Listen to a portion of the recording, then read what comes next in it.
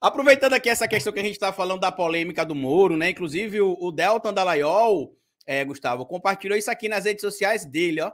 A questão que supostamente ligaria o Lula ao PCC, né? Que seria um áudio de uma figura chamada Elias, que não tem relevância dentro do PCC. Essa informação, inclusive, foi desmentida, Gustavo, por um jornal que eu tenho certeza que você não vai nem acreditar, que disse que era mentira esse áudio compartilhado por bolsonaristas e que, inclusive, o conspiracionista ali, né, o Deltan Dallagnol, membro do Ministério Público, que utilizou a política para enriquecer através do Ministério Público, que teve de responder 7 procedimentos administrativos, que quase fica inelegível, que, segundo informações aí, teria comprado 2 casas, supostamente no programa Minha Casa Minha Vida, mesmo não sendo enquadrado no programa, que teria ali utilizado também a possibilidade de criar um fundão através da Lava Jato para poder ganhar dinheiro com palestras, enfim. Tudo a gente já sabe. Olha o que ele postou aí, ó. Por que você acha que o PCC planejou um atentado contra a vida de Moro, sua família e de um promotor de justiça de São Paulo? Que ele nem cita o nome do promotor, né? Que é o Lincoln Gocchia, se não me falha a memória. Ele é especialista no PCC. Diferente do Moro, que não sabe falar nem cônjuge e nem conja. Né? Ele sabe falar isso, né? Quer dizer, é verdade. Diferente do Moro, que não sabe falar cônjuge e nem conja, né? Ou melhor, cônjuge, né? O Lincoln trabalha. E diferente do Dallagnol também, porque o Lincoln é promotor do Ministério Público, né? E age ali dentro da lei. Talvez por isso que o Dallagnol está achando estranho. E olha o que ele faz. Ele mostra um áudio onde supostamente o PCC dá a entender que com o PT, né, esse membro do PCC, dá a entender que com o PCC, com o PT, o PCC tinha o diálogo aberto, o diálogo monstruoso, tanto que já está ali no Trend Topics, ó, que os bolsonaristas colocaram ali que o PT e o PCC teriam relação, né? Então, esse aqui é o suposto áudio. Eu não vou mostrar aqui o áudio, porque é mentiroso o áudio, e você não vai acreditar, Gustavo, quem é que desmentiu essa história ainda em 2022. Diga aí um jornal que você acha que nunca faria nada para defender o Lula. Diga aí um portal. Portal? Não é a Folha de São Paulo, que eu vou te dar essa colher de chá. É o mesmo do editorial Uma Escolha Difícil. Olha ele aí. Meu Deus do céu. Carta falsa do PCC sobre diálogo cabuloso com o PT é usada para atacar o partido. Carta falsa. Quem publicou isso aqui? O Estadão. Olha aí. Eu tenho certeza absoluta, Gustavo, e você também, que o Estadão não tem interesse nenhum em defender o Lula. Em defender o PT. Não faz sentido nenhum. E aí a gente precisa lembrar que o TSE e que o próprio STF tem entendimento que um político que divulga informação sabidamente falsa pode ser responsabilizado, que é o caso agora do cosplay de bandido, né, o Deltan Dallagnol, com essa relação que ele está tentando associar ao presidente Lula e o PCC. E aí a gente está vendo essa situação toda, Gustavo.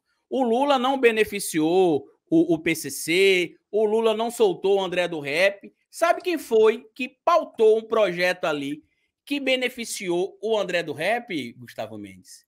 Essa você vai saber que a gente falou no off. Em 2019, o Marreco de Londrina, né? Melhor, de Maringá, ele encabeçou a proposta ali da PEC, do pacote anticrime. E aí estava escrito lá no pacote anticrime algumas alterações e tudo mais. E o mito que ele apoiou, que ele foi ministro da Justiça, foi lá e canetou a PEC. A PEC que tinha lá esse tal pacote anticrime. E aí o que aconteceu? Em 2020, após a aprovação do pacote anticrime, o André do Rep, do PCC, apontado inclusive por eles aí, pelos próprios bolsonaristas, como sendo uma das lideranças do PCC, foi solto.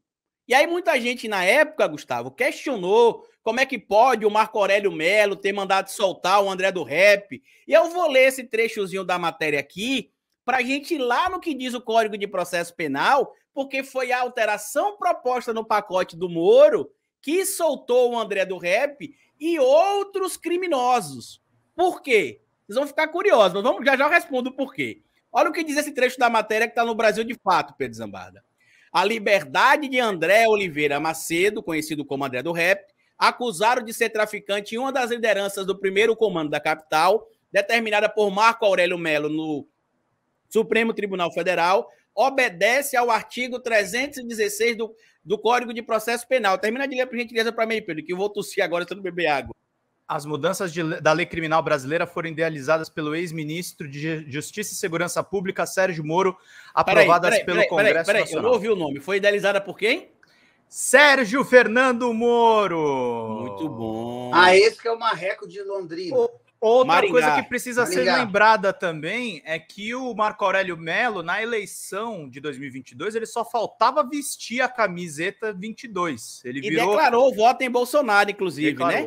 E olha o que diz aí, né? Que, aliás, é uma coisa que contradiz, inclusive, normas internas do STF. Acho que o magistrado tinha que se Mas ele já estava aposentado quando ele declarou o voto. Ele já estava aposentado. Os aposentados também seguem esse mesmo código de ética. Aí é o que está aí, ó. Aprovados pelo Congresso Nacional e sancionada pelo presidente Jair Messias Bolsonaro. Ou seja, o Congresso, em sua maioria, aprovou e o mito foi lá e canetou. Beleza? Vamos entender, Pedro Zambarda, como é que pode uma alteração soltar o indivíduo. Vamos lá no Código do Processo Penal, no artigo 316. Olha o que ele diz aqui, ó. O juiz concederá de ofício ou a pedido das partes revogar a prisão preventiva se no correr da investigação ou do processo verificar a falta de motivo para que ela subsista, bem como novamente decretá-la se sobreviverem razões que a justifiquem. E essa redação foi alterada pela Lei 13.964 de 2019, que a gente conhece aí popularmente como pacote anticrime. E olha o que diz o parágrafo único que foi responsável por soltar o André do Rap.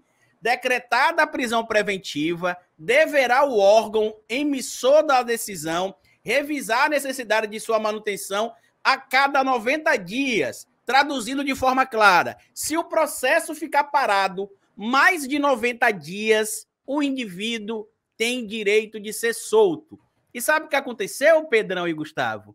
Os advogados do André do Rap perceberam que o processo dele chegaria próximo de passar dos 90 dias e, ó, ficaram calados.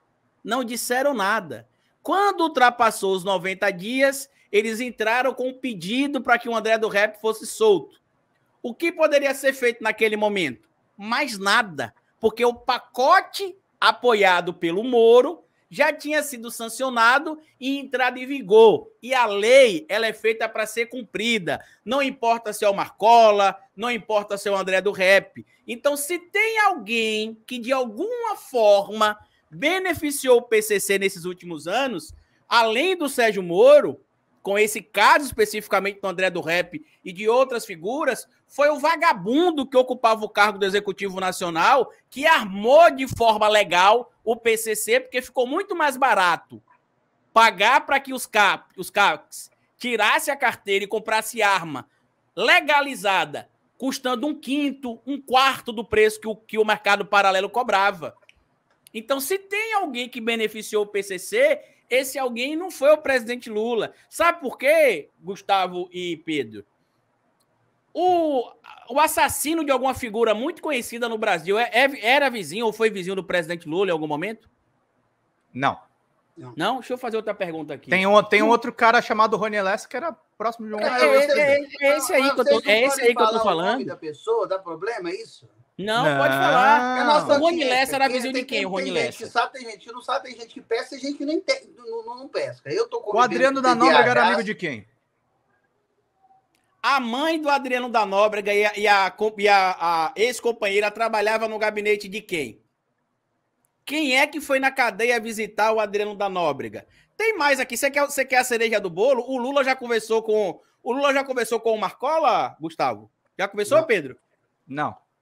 Aliás, aquela fake news soltada pelo site antagonista de que o Lula tinha falado com um tal de Marcola é o assessor dele que tem esse apelido de Marcola. Não sei se vocês sabem. Sabe quem é que conversou com o Marcola? Quem? Olha aí, grande Jair. Olha aí quem é, ó. Conversa de Bolsonaro e Marcola sob pena de morte. Inclusive tem áudio. Não sei se eu vou achar aqui na matéria, mas tem áudio dele falando com o seu Marcola. Ah, essa matéria aqui tá bloqueada. Passa para mim o link. Passa para mim o link que eu descolo o áudio para você. Vou mandar para você aqui no privado agora, Pedrão. No chat privado aí, tem um áudio do Marcola e Bolsonaro. Ele chamando o Marcola de seu Marcos Camacho. Seu Camacho, alguma coisa assim. Então, o que você acha disso tudo, Gustavo Mendes? Cara, eu acho o seguinte, que sempre trabalharam em prol de facilitar a vida dos grandes criminosos. Isso é a gente chover no molhado. Mas se é para fazer um link das últimas lives que a gente tem falado aqui no Folha Democrata, eu acho que é o seguinte, nós temos que pegar essas informações e disparar elas, porque a gente fica nessa de desmentir a mentira e não falar a verdade. Isso daí, essa conversa de Bolsonaro com Marcola, esses áudios que a gente tem que repetir isso incessantemente. Alguém tem que pegar isso, produzir essa matéria para todo mundo jogar isso para lá, porque essa é que é a verdade. Entendeu? Das questões do medo do Bolsonaro, esse envolvimento com crime, essas coisas têm que vir à tona. Porque agora é que a pressão pública vai surtir efeito em cima desse grande bandido, esse grande mentor do clã, da quadrilha Bolsonaro, que é o próprio Bolsonaro e os seus filhos. Essa é a verdade de tudo isso. Entendeu? Você conhece essa figura aí, Gustavo? Pedro Zambarda?